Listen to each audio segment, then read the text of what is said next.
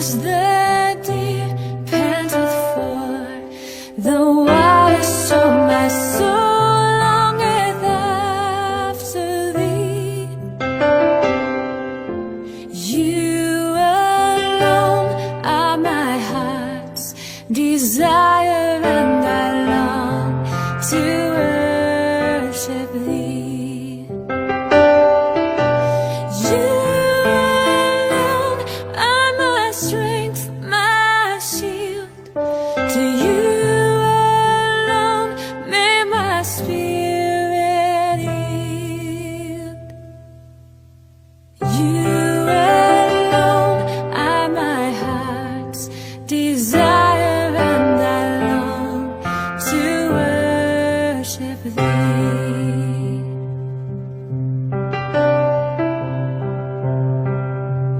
You're my friend, and you are my brother, even though you are a king. I love you more than any other, so much more than anything. You alone are my strength, my shield.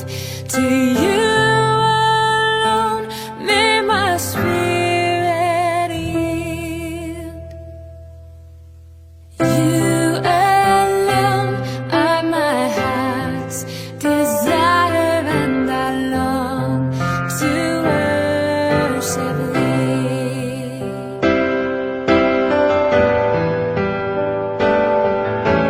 I want you more than gold or silver, only you can satisfy.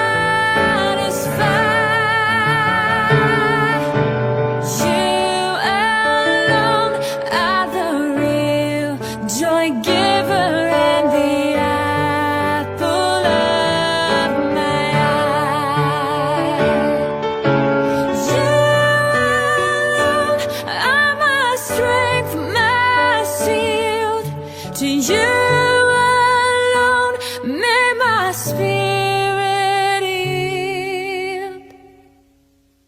You alone are my heart's desire, and I long to worship thee.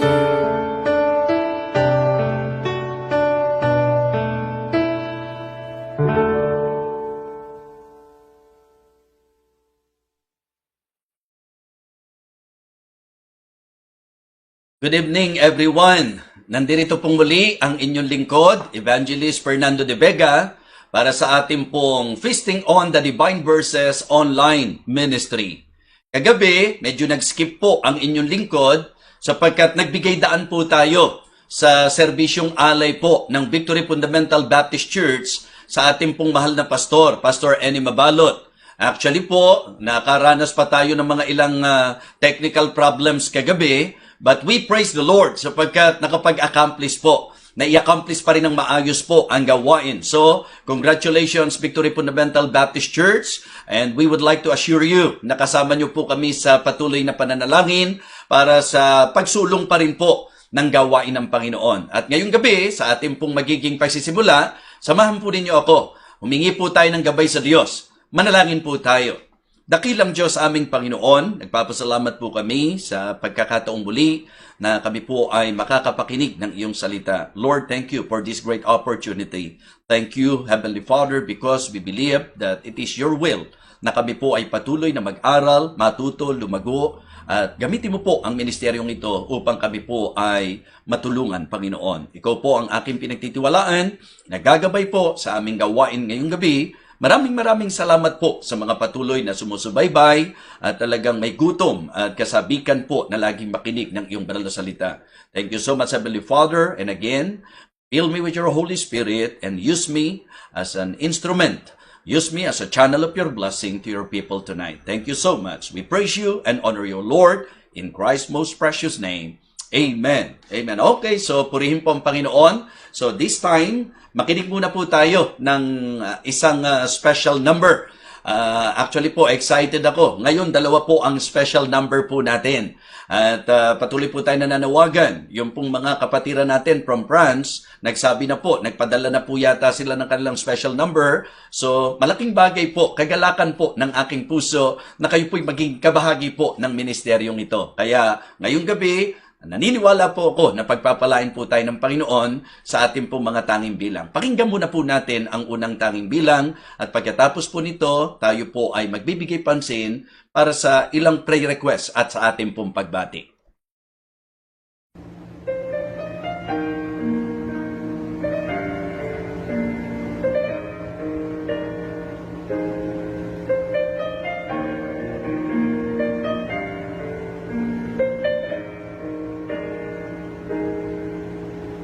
Lately I've been looking back along this winding road to the old familiar markers of the mercies I have known. I know it may sound simple, but it's more than I can share. There's no better way to tell you than to say God's being good in my life. I feel blessed beyond my wildest dreams when I go to sleep each night. And though I had my share of hard times, I wouldn't change them if I could. 'Cause through it all, God's being good.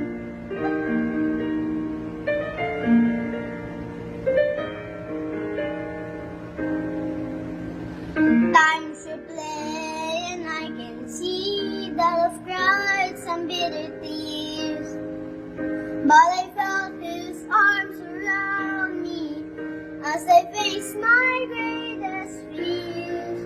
You see, I've had more gains than losses, and I have known more joy than hurt as His grace rolled down upon me undeserved. God's being good in my life. I feel blessed beyond my wildest dreams when I go to sleep each night. And though I had my share of hard times, I wouldn't change them if I could. 'Cause through it all, God's being good.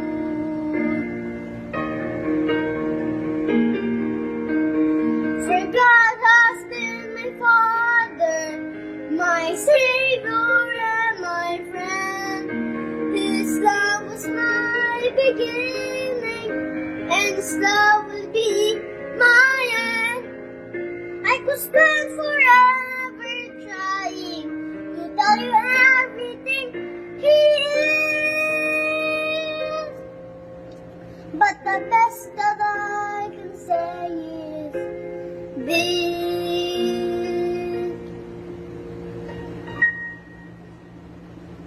God's being good in my life.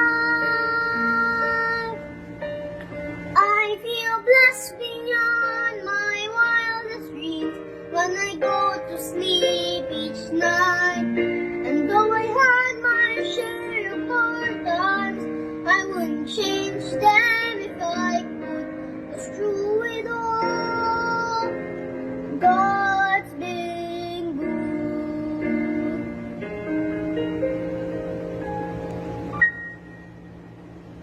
God's been good.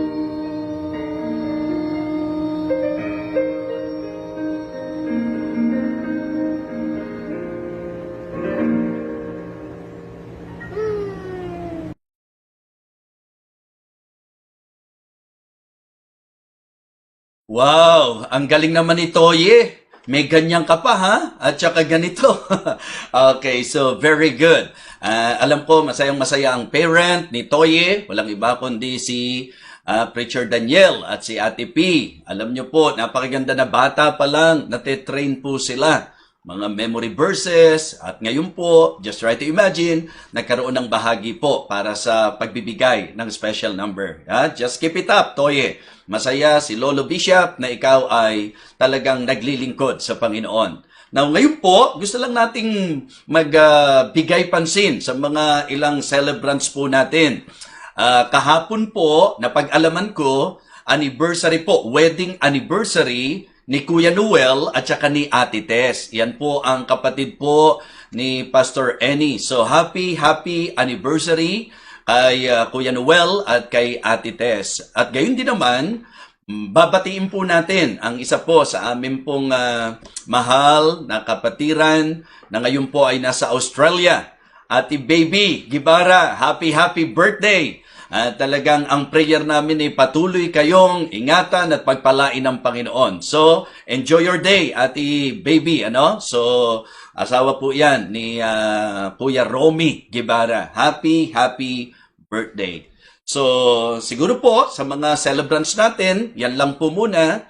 Meron po akong kaibigan na alam ko tomorrow magsa-celebrate ng birthday. So, bukas na lang po natin batiin ang aking pong kaibigan. So, ngayon po, again, happy anniversary, Kuya Noel, Ate Tess, at happy birthday kay Sister Baby Guevara. At ngayon po, dadako na tayo sa pagbibigay pansin sa mga prayer request po.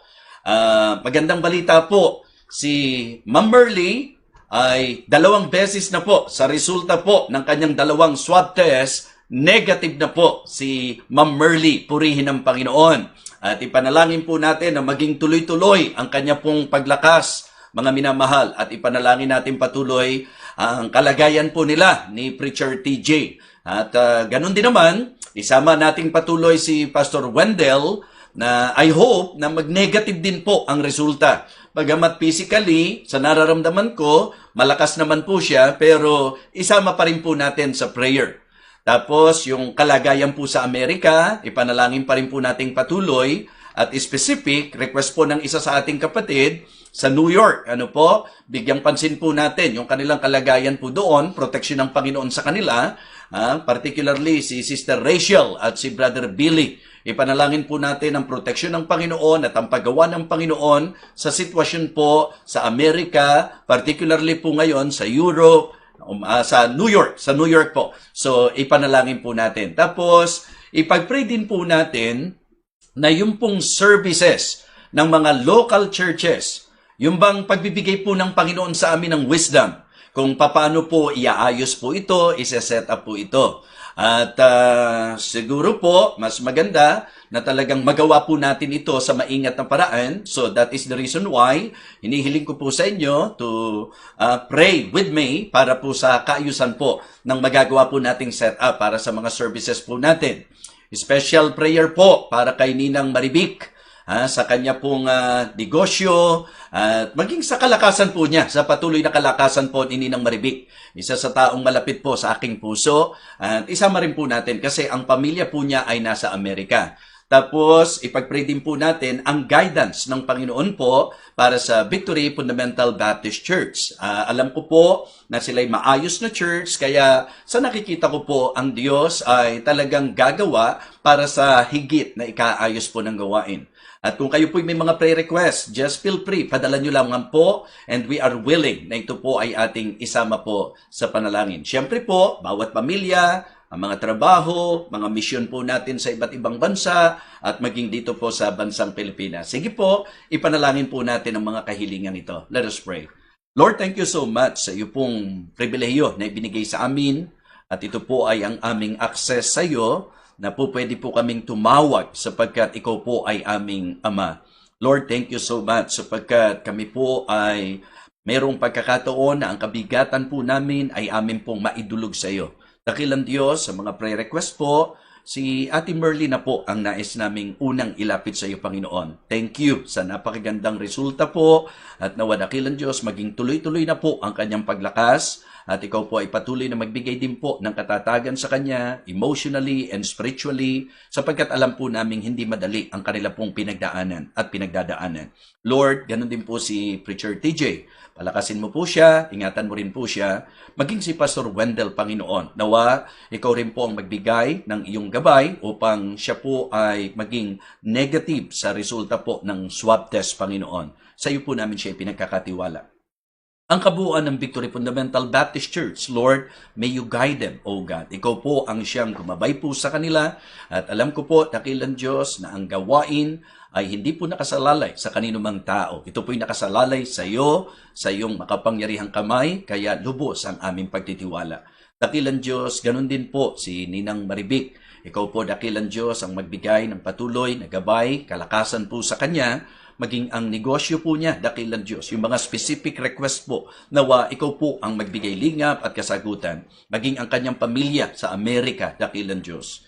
Sapagkat nais din po naming ilapit sa iyo ang kalagayan ng Amerika, hindi lamang po sa bansang ito, kundi kahit sa Amerika po, hiling po namin ang patuloy na pangangalaga, pag-iingat mo, at ang pagbibigay kapayapaan sa mga nagaganap na kaguluhan, particularly sa New York, Panginoon. Ingatan mo po sila Sister Rachel, Brother Billy, ganun din naman po ang mga gawain po, dakilang Diyos. Panginoon, hinihiling din po namin sa iyo na ikaw ang patuloy na magbigay lunas dito po sa krisis na amin pong kinakaharap, ang solusyon po at ang lunas para sa virus na ito at ang hiling ko po dakilang Diyos nawa matapos na po ang aming kalamidad na ito. Sa iyo po namin ipinagkakatiwala, sa iyong mabuting kalooban at nawa anuman ang layunin mo, ito po'y naging maliwanag sa bawat isa po sa amin. Dakilang Diyos, ang lahat ng mga gawaing ikaw ang itinataas, inilalapit namin sa iyo, Panginoon. At gayon din naman, ikaw rin po ang siyang magbigay ng patuloy na basbas at pagpapala sa mga ministeryong ginagawa po para sa iyo at para sa iyong kapurihan. Thank you so much, Heavenly Father, at nawa, dakilang Ama, aming Panginoon, ikaw po ang siyang patuloy na maparangalan po namin sa lahat ng mga bagay. Uli po, Panginoon Diyos, ito po ang aming panalangin sa pangalan po ng aming Panginoong Jesus. Amen. Amen. This time, pakinggan po natin ang ating ikalawang tanging bilang bago po ang ating pong pangangaral ng salita ng Diyos.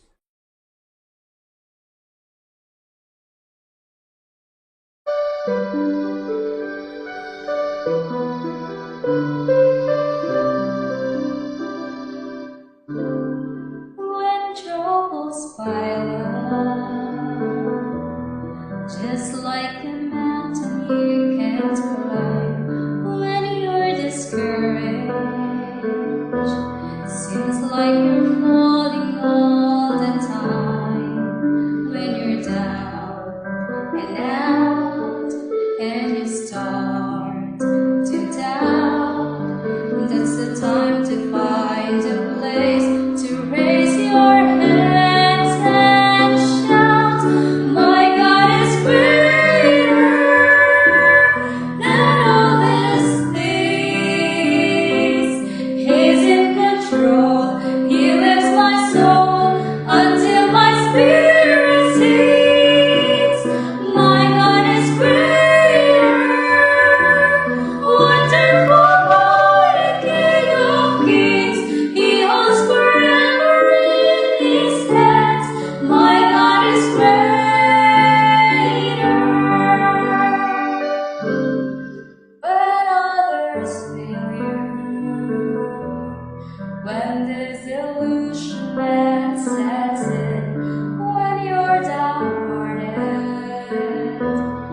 feeling like you can never win, when it all seems lost, is it worth the cost? This is the time to turn your mind and face the mighty cross. My God is greater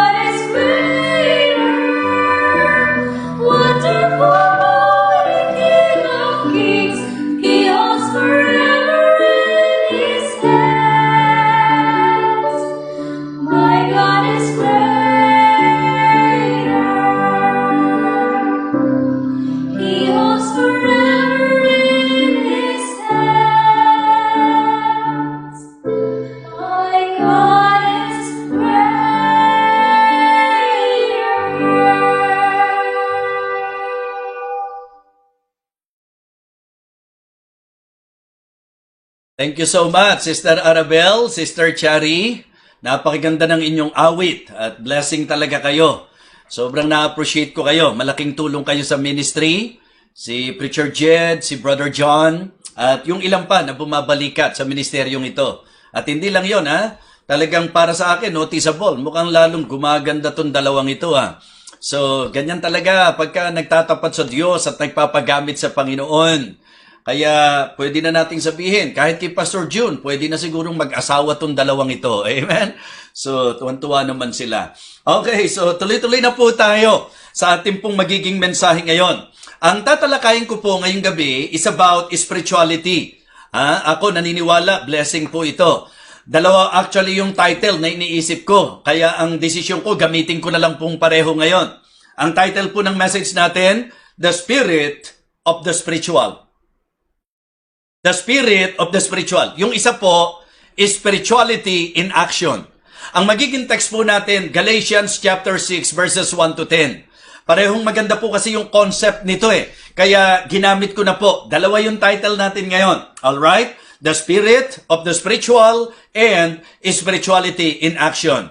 So buksan po natin ang ating mga Bible. Galatians chapter 6 verses 1 to 10. Babasahin ko po ang ating teksto. Brethren, if a man be overtaken in a fault, you which are spiritual, restore such an one in the spirit of meekness, considering thyself, lest thou also be tempted. Bear ye one another's burden, and so fulfill the law of Christ. For if a man think himself to be something, when he is nothing, he deceiveth himself. But let every man prove his own work, and then shall he have rejoicing in himself alone, and not in another. For every man shall bear his own burden. Let him that is taught in the word communicate unto him that teacheth in all good things. Be not deceived. God is not mocked. For whatsoever a man soweth, that shall he also reap. For he that soweth to his flesh shall of the flesh reap corruption. But he that soweth to the Spirit shall of the Spirit reap life everlasting. And let us not be weary in well-doing, for in due season we shall reap if we faint not. And verse number 10. As we have therefore opportunity, let us do good unto all men, especially unto them who are of the household of faith. Purihin po ang pagbasa ng salita ng Diyos. Let us go to Him in prayer. Our gracious, loving Father, thank you so much for this very beautiful evening. Thank you for this great opportunity once again na kami po'y makapakinig ng iyong salita. Lord, please empower your humble servant. Fill me with your Holy Spirit, O God. Bigyan mo po ako ng wisdom na kailangan ko po upang maipangaral ko po ng maliwanag ang iyong banal na salita. May you enlighten the minds of the people and may you encourage us, O God. Thank you so much. Again, I would like to commit to you everything. For all of these things we ask and pray. In Christ's most holy name, Amen. Amen. Okay, purihin po ang Panginoon. Manunotice po natin sa verse number 1 na ang inaddress po ni Apostle Paul ay ang mga espiritual. Ang sabi po again ng ating pong talata, Brethren, if a man be overtaken in a fault, ye which are spiritual, restore such an one in the spirit of meekness, considering thyself, lest thou also be tempted. It is good for us to understand na kapag ka po inaral natin ang turo sa banal na kasulatan, particularly sa mga sulat ni Apostol Pablo, makikita nyo po na ang local church ay binubuo ng mga iba't ibang grupo. Like for example, yung pong tinutukoy niya na natural man, yung tinutukoy po na carnal Christians, at yung pong spiritual. At ang 1 Corinthians chapter 1 o chapter 2, ang po pwede nating pagbatayan. Ang sabi po ng verse number 14, sa 1 Corinthians chapter 2 and verse number 14, But the natural man receiveth not the things of God. Maliwanag po na yung natural man, ito raw po yung hindi tumatanggap ng mga bagay ng Diyos. Sa madaling sabi, larawan po ito ng unbeliever. Ito po ay lumalabas na hindi mananampalataya sapagkat hindi tinatanggap ang mga bagay ng Diyos. Ang isa sa dapat nating maalaman sa usapan ng pagkakristyano, ang isa sa mahayag sa iyo ay ang appreciation mo sa mga bagay ng Diyos. Pero ang sabi po ni Apostle Paul, but the natural man receiveth not the things of God. Mga kapatid, sa John chapter 8 verse 47, naalala ko po, ang Panginoong Jesus ang nagsabi, doon po sa mga religious people who are claiming that they were of God. Ang sabi po ng Panginoon, hindi, samang diablo nyo kayo. John 8:44. And in verse number 47, the Lord Jesus Christ emphasized to them this very important truth. Ano po yan? John 8:47, He that is of God, heareth God's word. Ye therefore hear them not, because ye are not of God. So yan lang po, isa sa dalawang kalagayan lang po. Pag sa Diyos ka, makikinig ka ng salita ng Diyos. Tatanggapin mo yung salita ng Diyos. Pero kung hindi mo pinakikinggan, hindi mo tinatanggap ang salita ng Diyos, according to Jesus Christ, hindi ka sa Diyos. Sa chapter 10, verse number 27, John chapter 10, verse 27, the Lord Jesus Christ Himself, sa kanyang pagkiklaim ng kanyang tupa, anong sabi niya? My sheep hear my voice, and I know them, and they follow me. Kaya wag mong palabasin sa Diyos ka kung hindi mo matanggap ang mga bagay ng Diyos. Hindi kailanman po pwede na palabasin po natin na ang isang tao ay Kristiyano na hindi tinatanggap ang mga bagay ng Diyos. So, natural man is referring to the unbelievers. Yung pong carnal Christians, ito po yung mga saved but live like an unsaved. Kristiyano pero ang buhay parang hindi Kristiyano. Ito po yung mga matatagal na pero parang bago pa rin. At para maintindihan nyo po ako, tingnan nyo po sa 1 Corinthians chapter 3. 1 Corinthians chapter 3, verse number 1. And I, brethren, could not speak unto you as unto spiritual, but as unto carnal, even as unto babes in Christ. So verse number 2, I have fed you with milk and not with meat, for hitherto you were not able to bear it, neither yet now are ye able. Why? For ye are yet carnal. For whereas there is among you envying, strife, and divisions, are ye not carnal and walk as men? So, diniin ni Apostol Pablo na ang mga karnal, sila po yung mga mainggitin, sila yung mga palaaway, sila po yung gustong-gusto nung laging may pagkakabahabahagi. Yung mga karnal, ito raw po, mga minamahal, yung hindi makanguya ng karni. Sila po yung walang lalim sa kanilang spiritual life. Uulitin ko po, ligtas pero parang hindi ligtas. Matagal na pero parang laging sanggol at bata pa sa Panginoon. So ito po ang aking nais ipunto sa inyo para ma-identify po natin at maintindihan po natin ang usapan ng espiritual. Maganda munang maintindihan po natin na sa turo ng Banal na Kasulatan, may mga natural man sa local church, meron pong mga carnal Christian sa local church, at ang inia-address ni Apostol Pablo, mga spiritual. Pag sinabi nating spiritual, mula din dito sa 1 Corinthians chapter 3, sila po yung may lalim na sa Panginoon at sa mga bagay ng Panginoon. Sila po yung mga malaguna sa usapin ng pananampalataya. Sila po yung nakakanguyanan ng karni, yung kaya na nilang i-take ang meat, mga minamahal. Sila po yung mga hindi nyo makikitang kahalo sa mga kaguluhan sa gawain ng Panginoon. Hindi po sila yung para mainggit, makipag-away, at alam nyo po yun, yung maging sanhi ng pagkakabahabahagi. Sila rin po yung may discernment na nakakaalam kung ano yung mabuti at kung ano yung masama. Mga kapatid, mga minamahal, it is also good to consider Hebrews chapter 5, verse number 12. Para maramdaman nyo po, yung author po ng Hebrews, mga kapatid, nagbigay ng sharp rebuke. Matinding rebuke po ito. Ang sabi po niya sa verse number 12 ng chapter 5, For when for the time ye ought to be teachers, ye have need that one teach you again, which be the first principles of the oracles of God, and are become such as have need of milk and not of strong meat.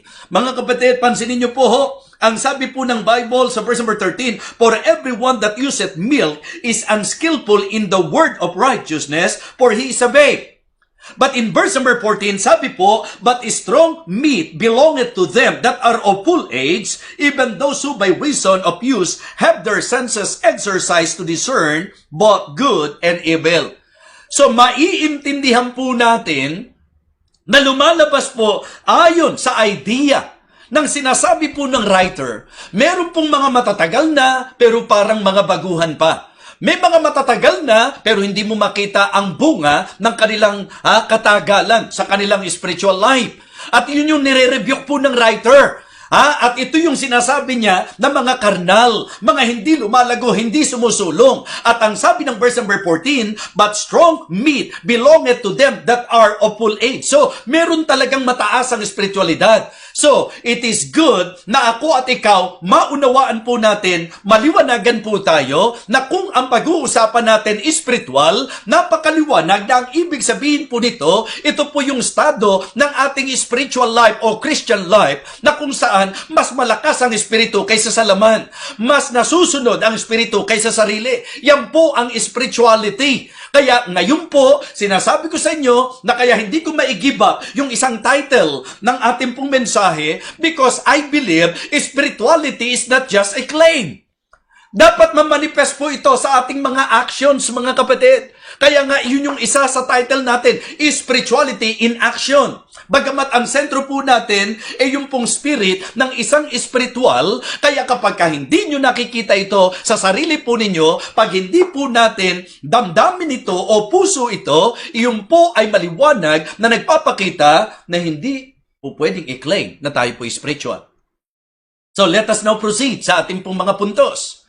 Sa usapan po ng mensahe po natin, the spirit of the spiritual. Okay? Spirituality in action. Unang pag-usapan po natin ay ang patungkol sa tinatawag nating restoration. Na kapag ka ang isang tao po ay may espiritualidad, ang takbo ng isip niya is to restore the weak. Yung pong mapanumbalik, yung mga bumagsak, yung mga mahihina, yan po ang mga may spirituality. Ang takbo ng isip, ang tibok ng puso, kung paano pong tutulungan ng mga bumagsak, kung paano pong aalalayan ng mahihina, kung paano pong ibabangon ang mga nadapa at nangangailangan. Restoring the weak. Okay? Look at verse number 1 again. Brethren, if a man be overtaken in a fault, kapag ka raw po may nagkamali, kapag ka meron daw pong bumagsak, kapag ka raw po may mga sumablay, ano ang dapat gawin? Ye which are spiritual, restore such an one in the spirit of meekness. Mahalaga po ito. Sinasabi po kung anong taglay na spirito dapat. Okay? Restore such an one in the spirit of meekness, considering thyself, lest thou also be tempted. Mga minamahal, gusto kong makita nyo po ngayon sa aking pong pangangaral na ang isang manifestation ng spirituality ay ang pagkakaroon ng espiritu na kapag ka meron pong nadadapa, ito po ay tutulungan. Kapag ka merong namamali, ito po ay kanilang aalalayan. Mga kapatid, mahalaga po ito. Paano po mamamanifest ang spirituality sa usapan po ng ating tinatalakay ngayon? Okay? Restoring the weak. Sa papanong paraan? Number 1, by not condemning, but considering. Ang isang magandang makita po natin na tayo po sa pagbabangon natin. Halimbawa po, may mga kasamahan po tayo, sumablay, nagkamali. Huwag naman po tayong maging palahatol. Huwag naman po tayong masyadong judgmental. At ang paalala nga po, considering thyself, lest thou also be tempted. Kung yung pong mga immature, kung yung pong mga babes in Christ, kung yung mga bago po, kung yung mga mahihina, bumabagsak mga minamahal, gusto ko pong ipaalam sa inyo na naiintindihan po yon. Sapagkat yun talaga ang characteristics po ng mga mahihina. Yun po ang characteristics ng mga bata pa sa Panginoon. Ang medyo gusto kong bigyan natin ng attention dito, nung sabihin po ni Pablo, restore such an one in the spirit of meekness, sabi po niya, considering thyself, lest thou also be tempted. Naalala ko tuloy yung sinabi niya sa mga taga-Korinto, mga kapatid. Ang sabi po niya sa 1 Corinthians chapter 10, verse number 13 or verses 12 and 13, ang sabi po, wherefore let him that thinketh he standeth, take heed lest he fall. At saka niya sinabing, there hath no temptation taken you, but such as is common to men. But God is faithful. Remember that verse? Pero ang gusto ko po na i-highlight po natin dito, yung paalala niya na wag sabihin ng sino man na siya'y matatag, baka siya mabuwal.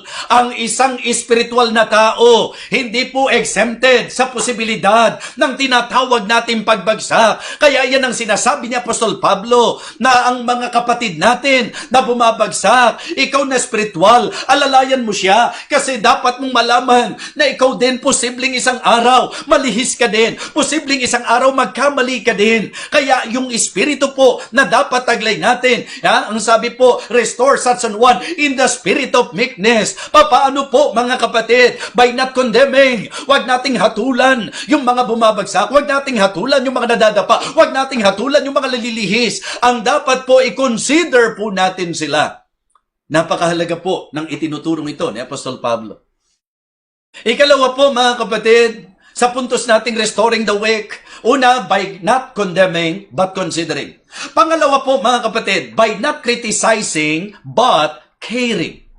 Ang kailangan po nila, hindi yung pamimintas natin.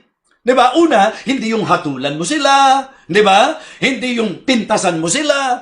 Ang maganda nga po, kung nakakakita tayo ng kapintasan ng ating kapwa, pag malasakitan po natin, lumagay tayo doon sa katayuan na matutulungan natin siya sa kung anong kapintasan meron siya. Hindi po natin dapat ipagtaka na may kapintasan ang isa't isa. Sapagkat lahat po tayo, mga imperfect po tayo, for sure, meron po tayong kapintasan, but it is not God's will for us believers na tayo po'y magkaroon ng critical spirit. Ang dapat po mga kapatid, sa kahinaan ng isa, sa kakulangan ng isa, sa kapintasan ng isa, dapat nandoon yung pagmamalasakit po natin. Amen? By not condemning, by not criticizing. Napakahalaga na maiwasan po natin ang espiritu ng mapaghatol at espiritu ng mapamintas.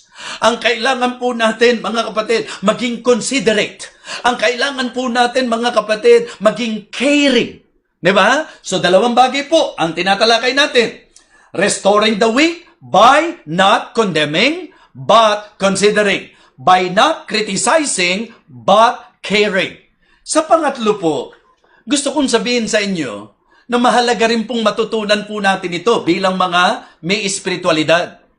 Na i-restore po natin sila, pero dapat din po, in restoring them, hindi po yung i-condone natin sila. So, by not condoning, but carrying. Diba?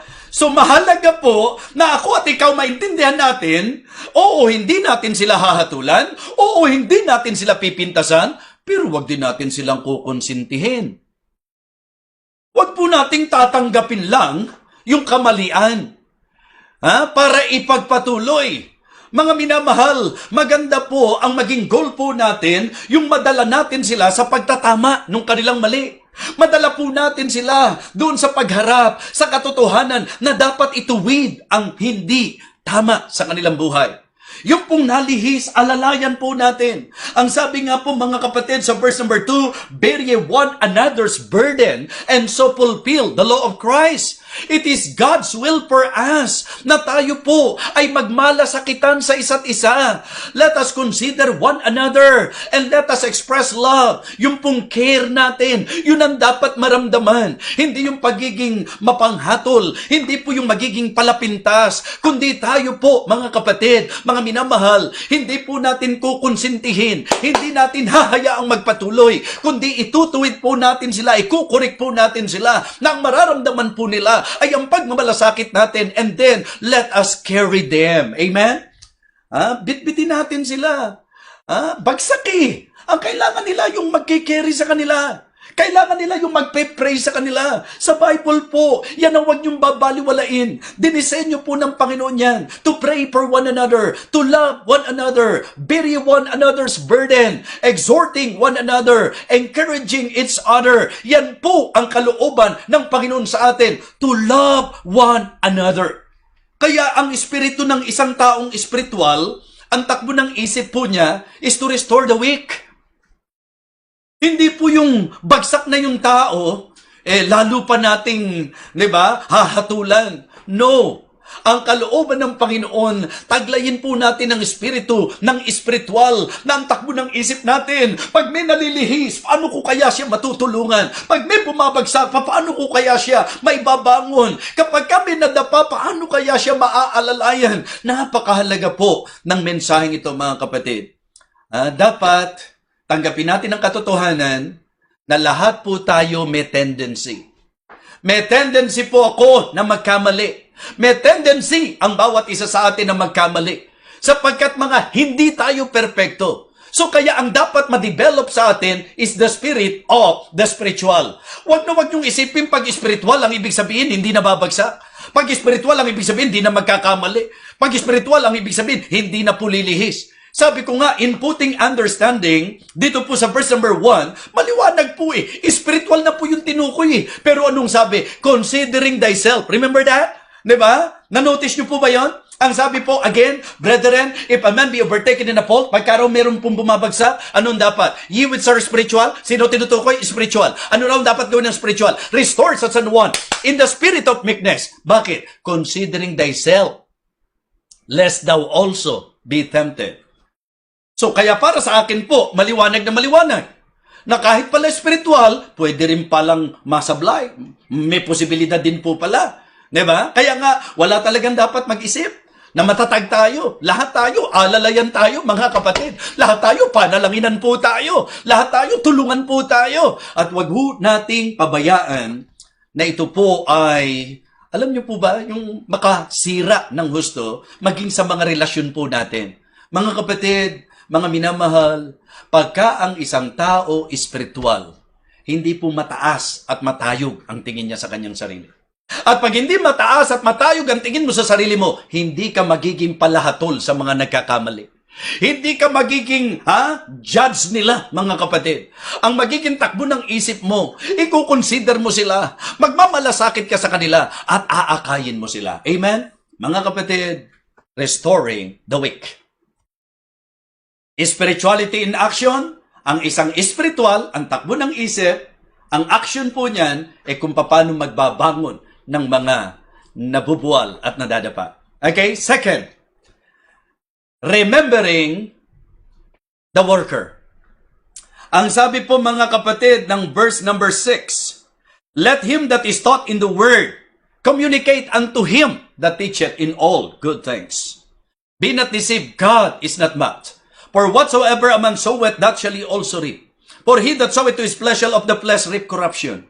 But he that soweth to the Spirit shall of the Spirit reap life everlasting. Gusto ko pong bigyang pansin po yung sinasabi po ng verse number 6. Let him that is taught in the word communicate unto him that teacheth in all good things. Yung mga tinuturuan daw po ay makirdamay doon sa mga nagtuturo. Ito naman po yung relationship natin sa nagtuturo sa atin. Sa nagpapagal po sa atin. Napakagandang isipin sa naging sitwasyon po. Bagamat nakakalungkot na nawala po si Pastor Eni Mabalot, pero nandyan po ang mga mananampalataya na natutong makidamay doon po sa nagturo sa kanila. Na kahit nung nabubuhay pa si Pastor Eni, nandyan ang mga mananampalataya na kung saan, katulad ng sinasabi ng Galatians 6:6, natutong makidamay sa kanya. Sa papanong paraan po? By sympathizing. Alam niyo po, ang buhay ng manggagawa, hindi madali Pero masarap na maramdaman mo na may nakakadama sa'yo. Masarap ma-feel mo na may nakakaunawa sa'yo. Mga minamahal, gusto ko pong sabihin sa inyo na ang spirituality po pwede nating maipakita sa pag-alala natin sa mga manggagawa ng Panginoon at ito po ay po pwedeng sa pamamaraan na tayo po ay nakikisimpatya sa kanila. Amen? Yung bang iniintindi natin ang kalagayan nila. Nakikidamay tayo sa kanila. Mga kapatid, dinadama natin sila. So by sympathizing, remembering the worker by sympathizing, and also by sharing. Communicate. Let him that is taught in the word communicate unto him that teacheth in all good things. That is actually a godly practice na ang mga mananampalataya na lumalago, natututo po na makibahagi at natututong magbahagi. Amen? It is good to develop that kind of practice, mga kapatid, and that kind of attitude. Na kung saan po, like for example, sabi ko nga, ang sarap isipin na ang pastor, iniisip niya yung mga miyembro sa pagkakataong ito. Pero yung mga miyembro, iniisip din nila, ano kaya ang kalagayan nila pastor ngayon? Ano kaya ang pupwedeng maipadala sa kanila? Remember, kaya natin pinupost yan, hindi para magmalaki, kundi para talaga maging encouragement. Gusto kong malaman ninyo na sa akin po ang laki-laking bagay na nararamdaman ko. Kung ang pag-uusapan lang kain, kahit gaano karami ang ipadala nyo, ganyan lang po nakakain ko. Bahala na kayo mag-isip kung sino yung kumakain ng ganyang kalaki. Mag-isip na kayo kung sino po yung nakakaubos ng mga pagkain. Pero alam nyo po, hindi yung pagkain na dala nyo ang nagpapalakas sa akin bilang manggagawa. Yung naisip po ninyo, yung pagpapahalaga po ninyo, yung pagmamahal po ninyo, mga minamahal mga kapatid, napakalaking encouragement sa mga pastor na may mga miyembro na nakakaunawa sa kanila, na may mga miyembro na marunong mag-share, mga kapatid. Diba? Importante po yan. Sabi ko nga, bless na bless ako doon sa miyembro po natin. Ako po kasi kahit mag-abroad, para sa akin, ang laging billing ko lang, huwag yung pababayaan ng altar ninyo sa Panginoon, ha?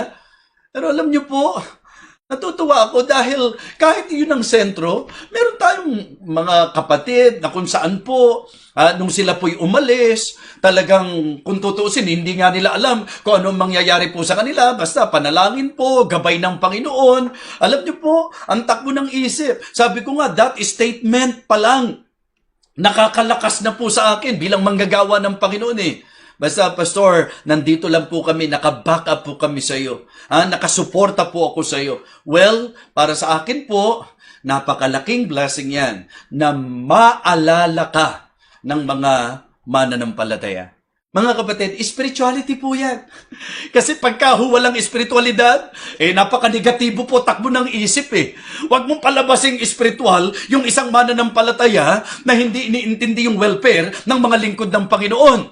Mga kapatid, for me, it is very obvious na sabihin po natin na isang espiritual ang makakaisip na maging kaagapay ng lingkod ng Panginoon.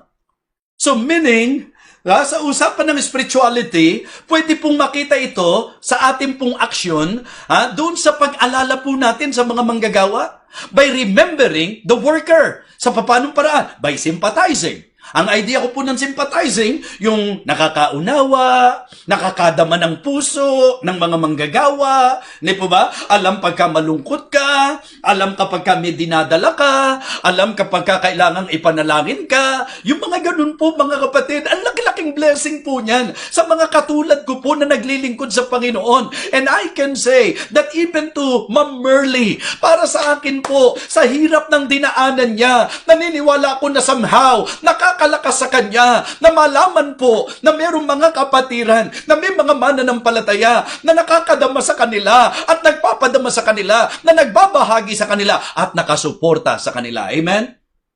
By sympathizing, by sharing, by sowing, and supporting.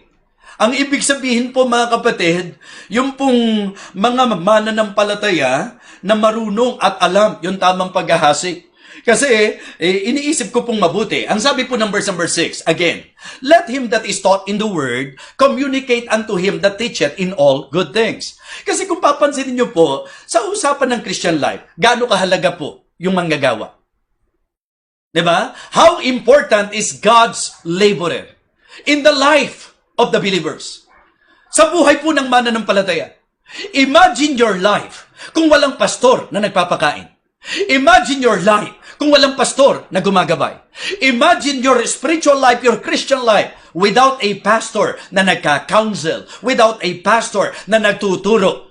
Kaya tama lang yung sabi ni Paul eh. At ang makakaabot nito, yung may spiritualidad. Let him that is taught in the word communicate unto him that teacheth in all good things. Ang sarap isipin na talagang may mga nakakadama sa iyo. Ang sarap isipin na talagang, alam niyo po yun, yung mga nagse-share, nakikibahagi at nagbabahagi sa iyo. At lalo naman, napakasarap isipin na may mga sumusuporta talaga sa iyo. Ha? At alam nyo ang tawag dito ng Bible? Hasik po yan eh. Kasi right after na sabihin yung verse number 6, pagdating ng verse number 7, ang sabi po, be not deceived, God is not mocked, for whatsoever a man soweth, that shall he also reap. Naaalala ko lang po, in principle. Alam niyo po ba, mula sa Old Testament hanggang sa New Testament, ang mga kumakalaban po, yung mga sumisira po sa mga lingkod ng Panginoon, alam niyo po, Diyos ang talagang sumisintensya sa kanila. And you know what? What I've learned sa pag-aaral ko po ng salita ng Diyos, eto po yan. Negative or positive, yung buhay ng lingkod ng Diyos, ang Diyos po ang tagaganti. Halimbawa lang po, meron pong gumawa ng masama sa lingkod ng Panginoon. The principle nung touch not my anointed, sa tamang principle po, sa tamang konsepto po nito, at sa tamang konteksto. Diba? Yung totoong anointed. Wag. Touch not mine anointed, and do my prophet no harm. Alam niyo, sabi po ni David, hindi po pwedeng iuunat natin yung kamay natin sa anointed ng Diyos na guiltless tayo. Ibig sabihin, in principle, David is simply telling us na yung pong kapag kumalaban ka sa nilahiran ng Panginoon, considering na medyo itong si King Saul, bad yung kanyang ginawa kay David, di po ba? Kasi pinagtatangkaan yung buhay niya eh. Nagkaroon ng pagkakataon na kayang patayin po ni David, si King Saul. At meron nang nagpipresenta, wag mo nang dumihan ang kamay mo, Haring David, ako na bahala kay King Saul. Pero nirebuke niya eh. Sabi niya, hindi po pwede na iuunat mo ng laban yung kamay mo sa anointed ng Diyos na hindi ka mananagot. Yun po ang dapat niyo maintindihan. Naalala ko po si Korah, nung nagrebelde po siya kasama nung kanyang mga kasamahan, di po ba? Ano nangyari po? Di ba lumindol? Bumuka ang lupa. Nilamon po sila ng lupa eh. Yun po yung mga negative. Yung mga kumakalaban sa lingkod ng Diyos, mga kapatid, may kalalagyan po eh. Diyos po, kamay ng Diyos ang talagang aabot sa kanila. Pero alam nyo, sa usapang positive, the same thing. Yung mga natututong magpala sa mga lingkod ng Diyos, alam po yan ng mga ganito ang takbo ng buhay. Alam natin yan, mga members ng church, alam nyo po yan, patutuon nyo po yan, di po ba? So, si Preacher Larry nga mula nung buhay ko po dyan sa Living Water talagang nakaalalay na po kaagad Kaya kapag nakinig po kayo kung paano po ang Diyos gumagawa po sa buhay nila, talagang makikita mo na hindi talaga po pwedeng hindi pagpapalain ng Diyos yung mga natututong lumingap at mag-alaga sa lingkod ng Panginoon Ang mga members natin sa Living Water, di po ba? Kaya po kayo, masasabi po nating nai-inspire kasi nakikita po natin. Kaya nga sabi ko, Ate Lina, obviously, sa naging buhay po natin, sa alagaan po natin, inaalagaan kayo spiritual, nag-aalaga po kayo, sila Pastor Poy, tingnan nyo po, sila Pastor Rodel, tingnan nyo mga kapatid, sila Preacher Daniel, mga kapatiran po natin na kung paano inangat ng Panginoon. Hindi naman kayo kayang gantihan basta-basta ng pastor Pero sa prinsipyo na ito, at ito po hindi basta matatanggap ng kung sino-sino. Bakit? Kasi ang karaniwang mag-iisip, naku, bakit mo kailangan suportahan ng pastor? Bakit kailangan, okay? Pagka po hindi spiritual, hindi po maiintindihan yan. It takes spirituality for you to understand na yung mga pastor na tinalikuran ang kanilang ambisyon at naglingkod sa Panginoon sa disenyo ng Diyos, siya po ay tutugunan at pagpapalain sa mga members na may spiritualidad na alam kung paano po mangalaga ng lingkod ng Panginoon. And you know what? Hindi po maikakaila na yung mga natututong umagapay sa mga naglilingkod sa Panginoon, pinagpapala ng Diyos. Umaani, kumbaga. Amen? So, mga kapatid, yung spirituality in action, yung spirit ng spiritual, ang idea po, una, number 1, restoring the weak. Pangalawa po, remembering the worker. And then, pangatlo po, na gusto kong bigyang pansin, sa spirituality po, ito po yung mga nananatili sa paggawa ng mabuti. Remaining in well-doing. In doing good. Kung ano yung mabuti. Yan po ang mga spiritual. Remaining in well-doing. Yan ho ang sinasabi po ni Pablo. Sa verse number 9, and let us not be weary in well-doing. Paalala lang Pagka masama ang hasik, masama ang aanihin. Pag mabuti ang inihasik, mabuti ang aanihin. Pag naghasik sa laman aani ng kasira. Pag naghasik sa spirito aani ng buhay na walang hanggan. Ang sabi ng verse number 9, and let us not be weary in specific well-doing. Anong ibig sabihin huwag mapagod? Huwag huminto. Pagka alam mong tama ang ginagawa mo, tuloy. At yan po ang mga espiritual. Yan po ang espiritu ng espiritual. Dahil tama ang ginagawa ko, hindi ko para itigil ito.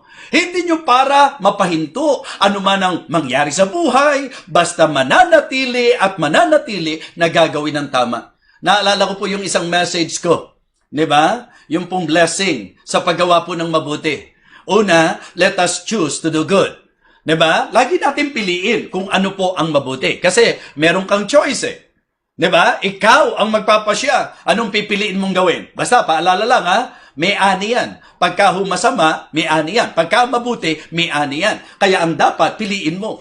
Diba? Behold, I have set before you, diba? Life and good, death and evil. Pipili po tayo. So let us choose to do good.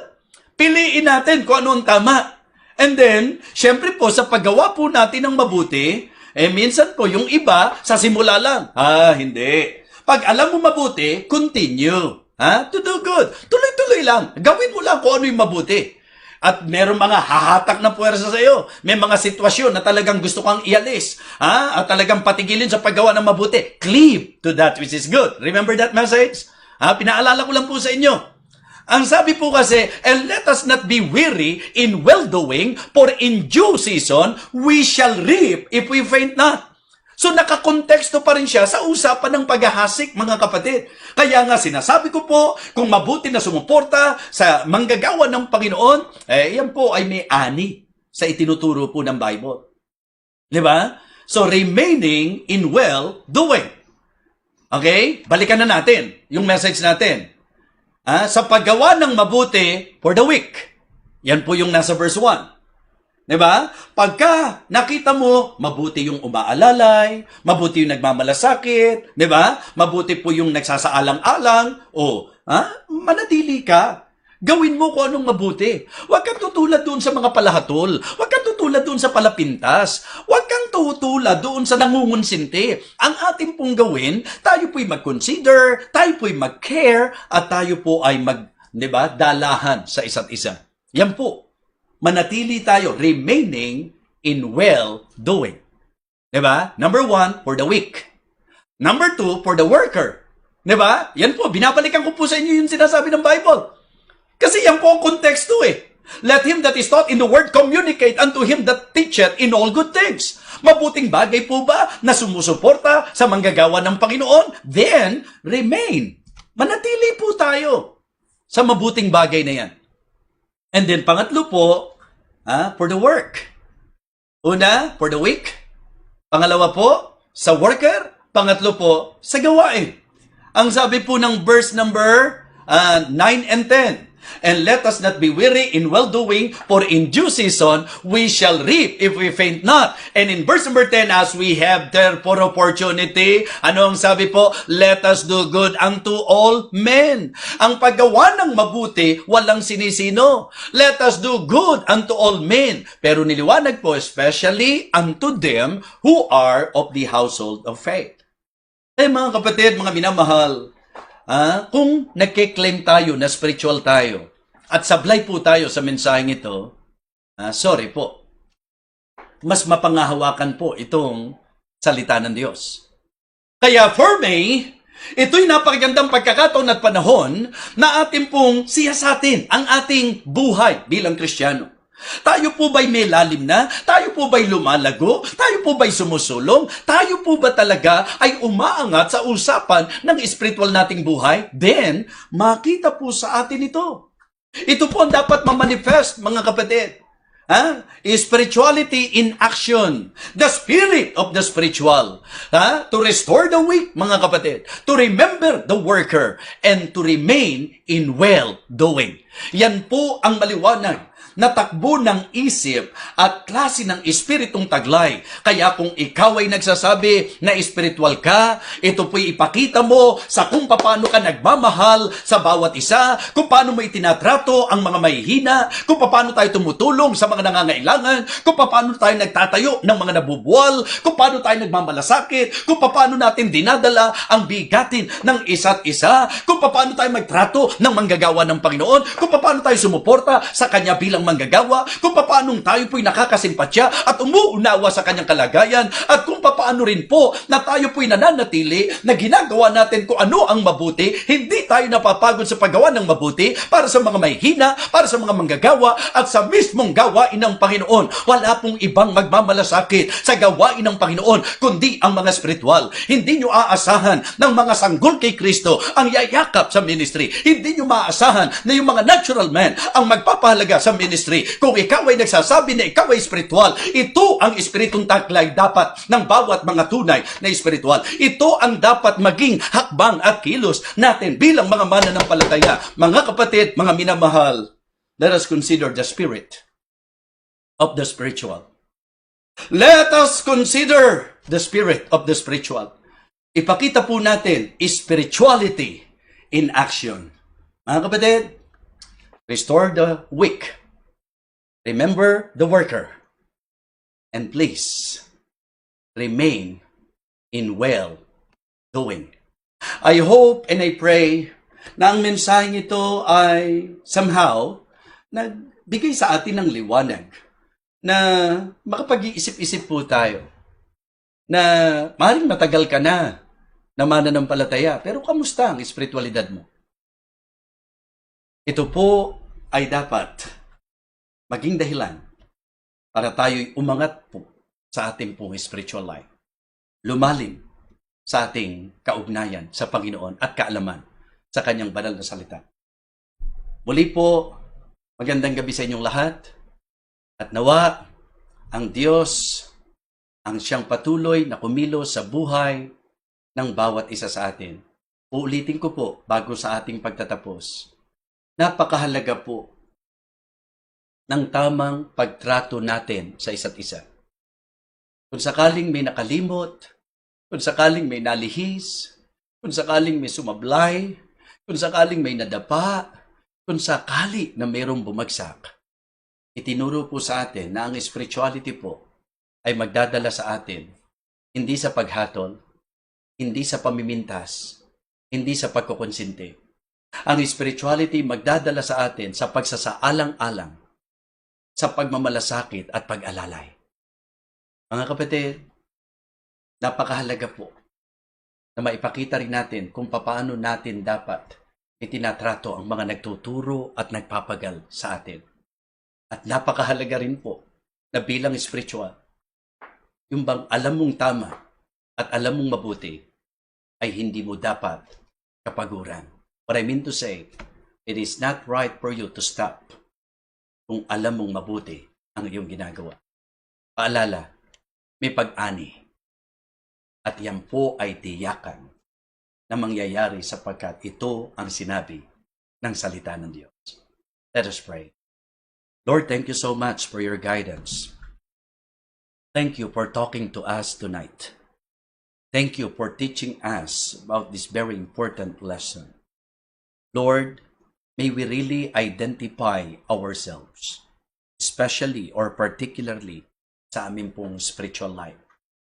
Nawa ikaw po ang naparangalan at nawa dakilang Diyos, ito po ay maging kapaki-pakinabang sa aming pagpapatuloy bilang mga mananampalataya. Salamat po pati sa mga kaibigan na nakikinig sa aming pong pangangaral. Nawa ikaw rin po ang patuloy na umabot sa kanila. At nawa ang bawat mga members na nakarinig nito ay mabubuhay na ia-apply po ang aming natutunan sa pamagitan ng tamang pagtrato sa mga mahihina, tamang pagtrato sa mga manggagawa, at tamang pagtrato sa gawain. Thank you so much. Sa iyo po ang kapurihan at ang lahat ng kalwalatian. Ito po ang aming panalangin sa pangalan po ni Kristo Jesus. Amen. Amen. Purihin ang Panginoon. At muli po, magandang gabi sa inyong lahat. At sa Kanya po lahat ng kapurihan at kalwalatian. God bless you.